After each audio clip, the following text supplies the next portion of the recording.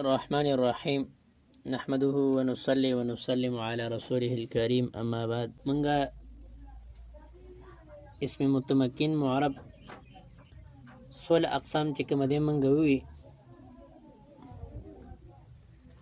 او د معرب منغ دوا قسمونه ویلو یو اسم متمکن چې کله په ترکیب کې واقع شي او یو فعل مضارع چې کله د نون جمع مؤنث او نون تاکید نه خالی وي. د اسم متمکن خو په تفصیل سره 16 اقسام مونږ وې. اوس دویم قسم د فعل مضارع هغه اعراب چې کوم دی هغه مونږ نن وایو. یو څو خبرې په ذهن کې کېدای چې د فعل مضارع اعراب په درې قسمه باندې دي: رفع، نصب او جزم. التا دلتا فعل مضارع باندې به جر نه راځي بلکې جزم به راځي. رفع ستوي، نصب ستوي، جزم ستوي. نو جزم اصل کې هغه اعراب دي چې د داسې عواملو د وجې نه راشي چې هغه جزم ورکوي، او هغه عوامل چې فعل مضارع له جزم ورکوي هغه 5 دي: ان، لما، لم، لام امر او لا نهي. دا چې کله په فعل مضارع باندې داخل شي نو هغې له ورکوي جزم. دویم زمونږ سره اعراب دی. قسم د اعراب هغه نصب دی. نو نصب هغه اعراب دی چې د داسې عواملو د وجې نه راشي چې هغه فعل مضارع له ورکوي نصب، او فعل مضارع له چې کومه عوامل نصب ورکوي هغه 4 دي: ان، لن، کی، اذن. نو معلومه دا شوه چې ان داخل شو، لن داخل شو، کی داخل شو، اذن داخل شو. نو په دې صورت کې به دا چې کومه دی منصوبي فعل مضارع.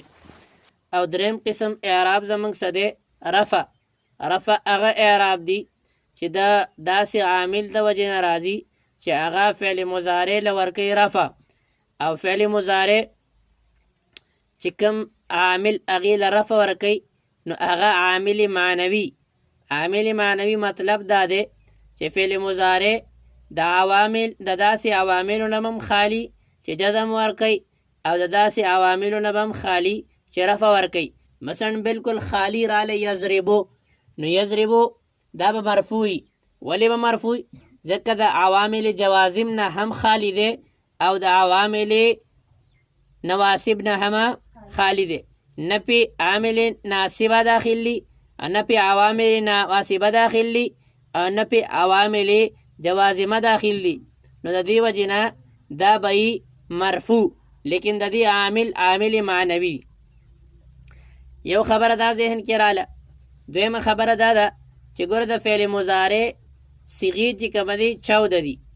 په هغې کې 2 صیغې مبني دي او نور داسې دي چې د بعضې په آخر کې نون اعرابي وي او ضمیر بارز وي، او بعضې دا دي چې نه نون اعرابي وي او نه ضمیر بارز وي.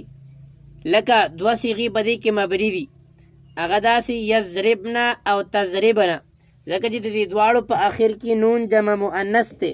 او موږ وی چې د کومو صیغو په آخر کې فعل مضارع په آخر کې چې نون جمع مؤنث نو هغه به مبني معرب بنئ. نو لهذا دغه 2 صیغې ته ووتې، پاتې شوې 12 صیغې، او 7 صیغې داسې دي چې د هغې په آخر کې نون اعرابي وي او ضمیر بارز وي، لکه یضربان تضربان، او تضربان تضربان، او یضربون تضربون، او دغه شان تضربین. نو د دیو په آخر کې نون اعرابي دی او ضمیر بارز دی. او 15 صیغې داسې دي چې د هغې په آخر کې نه نون اعرابي وي او نه ضمیر بارز وي، لکه یضربو او تضربو او اضربو او نضربو. نو دا صیغې داسې دي چې د دې په آخر کې نه نون اعرابي شته او نه چې کومه دی ضمیر بارز شته. نو دا 2 خبرې. درېمه خبره دا ده چې ګوره د فعل مضارع 2 قسمونه دي. یو فعل مضارع به د هغې ابواب نه راشي چې کومه صحیح وي، او یو فعل مضارع به د هغې ابواب نه راشي چې کومه معتل وي. بیا معتل هغه وي چې د هغې لام کلمې په مقابله کې حرف علت وي. که چرته واوي نو معتل واوي، که چرته یای نو معتل یای، که چرته الف وي نو معتل الفي. لکه مثلا ګوره د معتل واوي مثال، معتل یایی مثال او معتل الفي مثال. یدعو، یدعو په آخره کې واو دی، یرمی په آخره کې یا ده، او یرزا په آخره کې الف دی. یاد وساتئ د نحوي او صرف په معتل کې فرق دی. هلته معتل اجوب کې هم په معتل کې راتلل، مثال هم په معتل کې راتلل، لیکن دلته صرف اعتبار د ناقص دی، د نور څه اعتبار نشته. دلته معتل کې صرف اجوب ګورئ نه راځي، ځکه چې اجوب په منځ کې راځي او نحوه خبره کوي د اعراب سره، او اعراب د کلمې په آخري حرف باندې جاری کیږي، په منځ کې جاری کیږي په آخري حرف باندې. نو دې وجې نه په معتل کې به صرف ناقص داخلي اجوب او مثال به پکې داخله نه، لیکن د نحوي په معتل کې، د صرف په معتل کې به دا صحیح داخلي. اوس د فعل مضارع اعراب دی په څلور قسمه باندې. اولنې هغه پنځه صیغې چې د هغې په اخر کې ضمیر بارز او نون اعرابي نه، چې کله هغه صحیح نو د هغې اعراب به رفع ضمه لفظي سره، نصب فتحه لفظي سره او جزم په سکون سره. لکه مثلا موږ وایو هو یضربو، انت تضربو، انا اضربو، نحن نضربو. او لن یضرب، لن تضرب، لن اضرب، لن نضرب. او لم یضرب، لم تضرب، لم تضرب، لم اضرب او لم نضرب. نو دا پنځه صیغې داسې دي چې د دې اعراب به وي لکه تاسو دې له نوم ورکئ اعراب بالحرکت، لفظي حقیقي ورله هم نوم ورکولی شئ، خو بس باره د دې اعراب به وي رفع ضمې سره لفظي سره، نصب فتحه لفظي سره او جزم سکون سره. اوس د فعل مضارع هغه پنځه صیغې چې د هغې په آخر کې نه ضمیر بارز وي او نه نون اعرابي وي، لیکن هغه معتل واوي یا معتل یایی، نو د هغې اعراب به وي رفع د ضمې تقدیري سره، نصب د فتحې لفظي سره او جزم د حرف علت د حذف حرف علت سره، جزم د حذف حرف علت سره. د حالت رفع مثال هو یغزو یا هي تغزو. او حالت معتل یایی مثال هو یرمی هي ترمی. او حالت نصبی مثال لن یغزوا، لن تغزوا، لن یرمیا وغیرہ وغیرہ. او د جزم مثال لم یغزو، لم تغزو، لم یغزو، لم تغزو وغیرہ وغیرہ. لم یرمی، لم ترمی، لم ترمی، لم ارمی، لم نرمی. نو ګوره که چرته دا پنځه صیغې وي او دا و معتل واوي و یا یایو، نو په دې صورت کې به صرف ضمه رفع چې کومه دی رفع به هم تقدیري او نصب به لفظي او جزم به د حذف حرف علتي.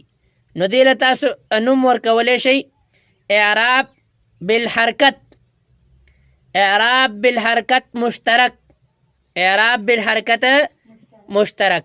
صحیح شوه؟ اچھا دا خو دوه قسمونه شو. دریم قسم دی د فعل مضارع هغه پنځه صیغې چې د هغې په آخر کې نه نون اعرابي وي او نه ضمیر بارز وي، چې کله هغه معتل الفي وي، معتل واوي او یایي نه، نو د دې اعراب به وي تقدیري، ضمه هم تقدیري، نصب هم تقدیري او جزم به د الف حذف الف سره، حذف الف سره. لکه هو یرضى، هو یرضى نو رفع تقدیري ده. او دغه شان لن یرضى دغه شان نصب تقدیري ده. لیکن چې کله حالت جزم ته راشو نو به لم یرضى،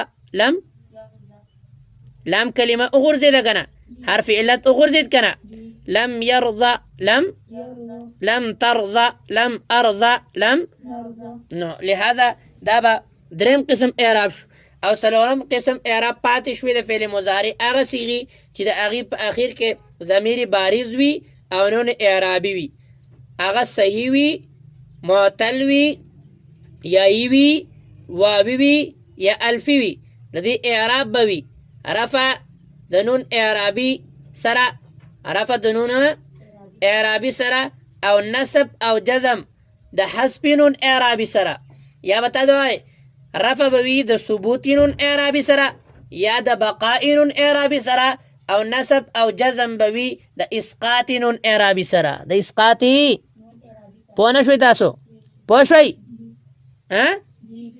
اچھا نو خلاصه د اورم د فعل مضارع اعراب شو سلور شو سلور اولنۍ هغه پنځه صیغې چې د هغې په آخر کې ضمیر بارز نه او نه پکې نون اعرابي چې کله صحیح نو د هغې اعراب به وي رفع ضمه لفظي سره نصب فتح لفظي سره او جزم د سکون سره دویم هغه صیغې هغه پنځه صیغې چې هغې په آخر کې نه ضمیر بارز نون اعرابي لیکن معتل واوي یا یایي معتل واوي یا نو رفع هغه چې کومه دی ضمه تقدیري سره نصب فتحي لفظي سره او جزم د حذفي حرف علت سره نمبر 3 هغه صیغې چې د هغې په آخر کې هغه معتل الفي وي نو رفع ضمه تقدیري سره نصب فتحه تقدیري سره او جزم